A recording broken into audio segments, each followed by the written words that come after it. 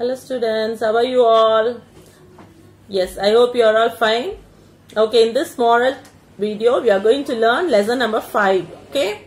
Yes, what is the topic of the lesson? Nothing is too hard for God. Nothing is too hard for God. Okay? This is the topic of the lesson. Okay, before going to the story, we'll have a word of prayer. All of you close your eyes, bow your heads, fold your hands. Let's pray.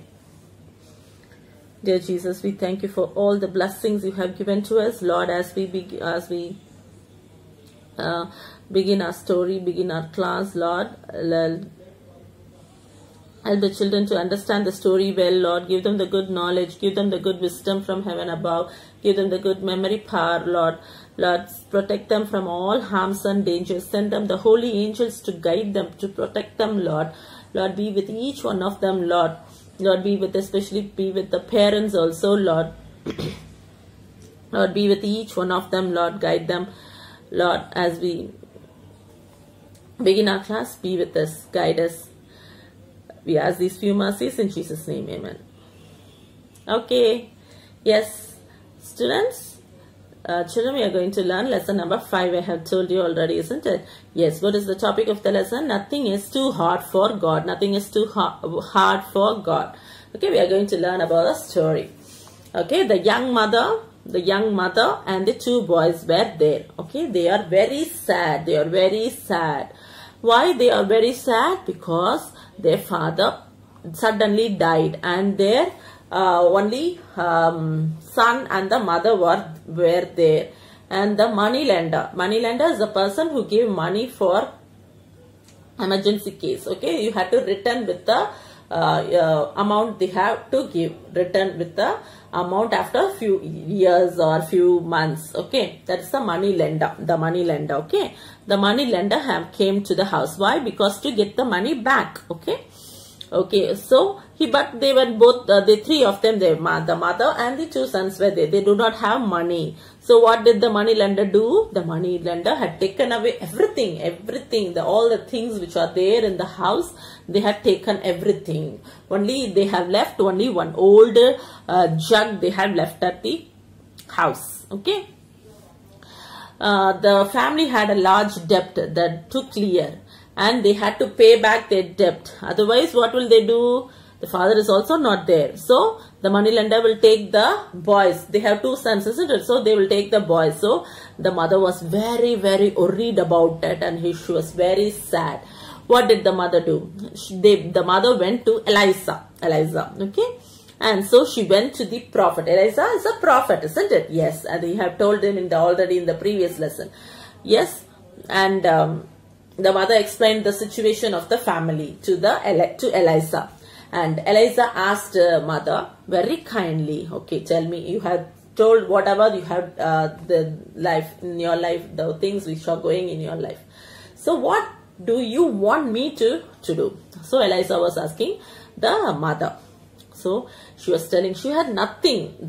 She was having nothing in the house. Only what she was having only one jug with a little oil in it. That is the only thing she was having in their house. Nothing was there in their house, because all the things which are there in the house, the moneylender took it. Okay. Yes. So what the Eliza told, Eliza asked the mother to go and borrow all the empty pots near your house, that is from the neighbors. Eliza asked to borrow the jugs and the empty pots from the neighbors. So, whatever the Eliza told, the mother followed. And the mother exactly did what Eliza told. Okay. And when he borrowed the jugs and he wants to pour she was having only little bit oil, isn't it? So, she asked to pour the oil into all the containers. She was borrowed. So, see, look at the picture. She has borrowed so many jars. So, she started pouring the little bit. What she has having only little bit oil, she started pouring into the jugs. Whatever the number of jugs she had borrowed from the neighbors. And she started pouring it. What happened? The oil kept on coming. She was having only little bit oil. But when she started pouring into the jugs where she borrowed, the oil was coming, keep on coming. the oil kept coming and filled all the empty containers. So it is a miracle, isn't it? Yes, she was having little bit oil, but she got very big containers she had borrowed from the neighbors, and she started pouring into the oil what she has having little bit. But when she started pouring, the oil keep on coming. So it was a miracle from God, isn't it? So when every single container was, whatever the container was there, everything was filled. Every container she was having was filled to the brim. Brim na? Full of, it was filled. Okay. The container was filled to the brim. The oil stopped flowing. Then she sold the whatever the oil she has, the jars of oil she has, she sold the oil. She sold the oil. When the money was enough to pay the, when she sold the oil, they will get the money, isn't it? So they get the money and they pay it to the debtors. Debtors, the money lender. Okay. There was also enough money for them to live to keep it for the family. So this, what this denotes, nothing is too hard for God to do. Okay, whatever the mother said happily, whatever we pray to God, He will fulfill our needs. Okay, yes, isn't it? Yes, that is, nothing is too hard for the God. God did another miracle. This is a miracle, isn't it? When she poured little bit oil, but when she started pouring the oil into the jugs, it keep on coming. So it's a miracle done by God, isn't it?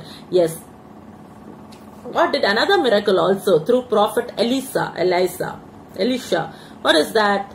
Elisha was running a school, isn't it? Elisha's schools. He has, in the previous lesson we are learning about Elisha's school. She has a lot of schools. She has started many schools, isn't it?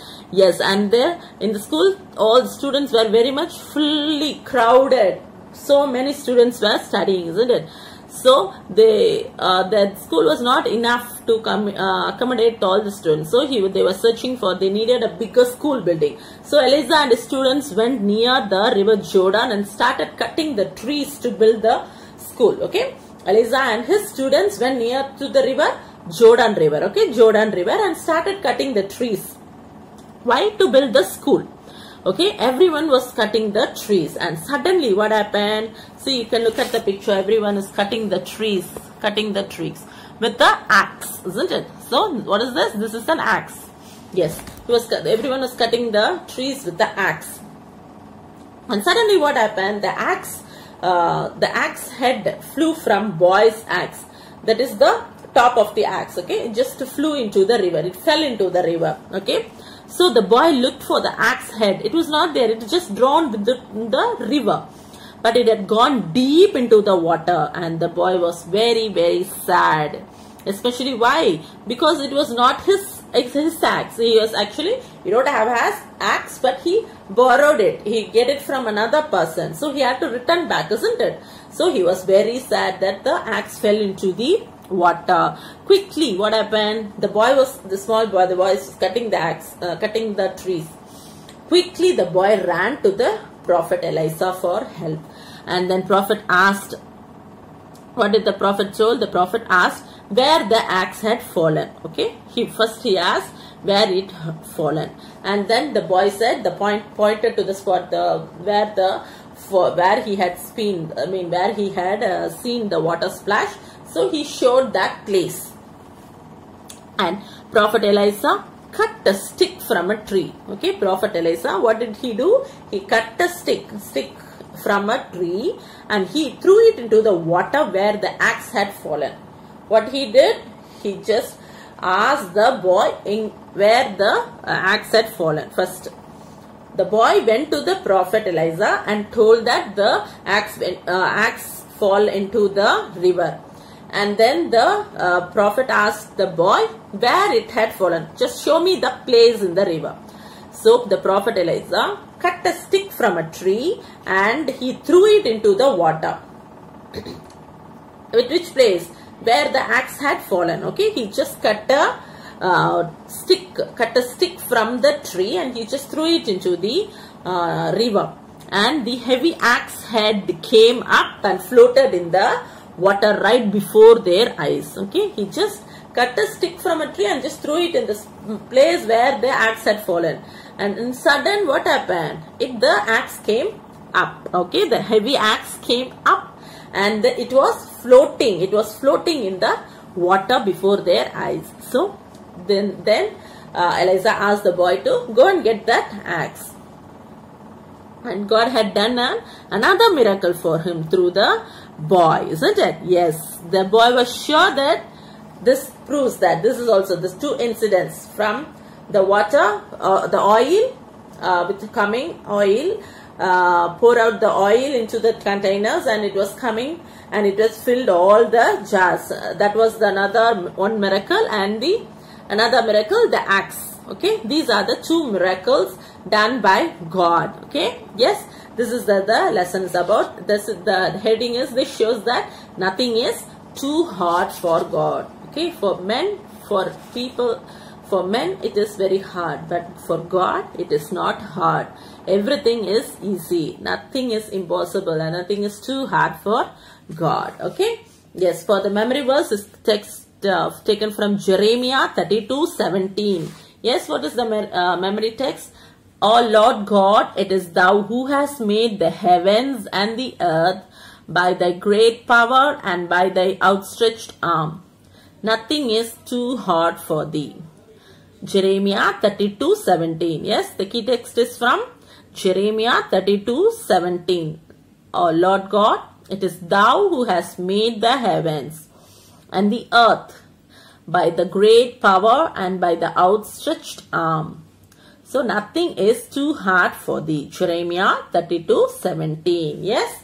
Okay, I hope you understood the lesson. Okay.